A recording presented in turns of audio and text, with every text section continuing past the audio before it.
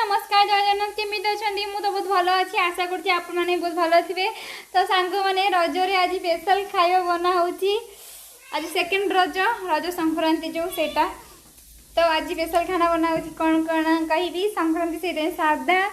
पूरी ता संग को बुंट डाली आलू तरकारी आउ सिमिया भाजी के खाई आसतु जाइली। तो मामा आज 11 मंथ होगा माने 11 मास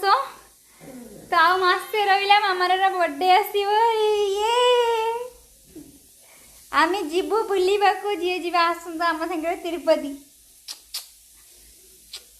तो सांग मैंने मामा को देखिए हैप्पी 11 मंथ दिया मामा हैप्पी 11 मंथ आ मास रहा तो बर्थडे नहीं धन मजा गेली कौन पाटे पड़े हे भगवान अदा खाई कंचा अदा। चलतु सांग मैंने आज मामा टू टे खबर शुणा कौन कौच सेकेंड रज तुम केते सारा मजा कर जल्दी कह जे हाँ जे जल्दी कह देखु पुंडरटा सीधा चली हम रेडी मार्के खायाटा आज हम ये सांग मैंने आपण मैंने केते सारा मस्ती कले जल्दी कहतु ए वीडियो रे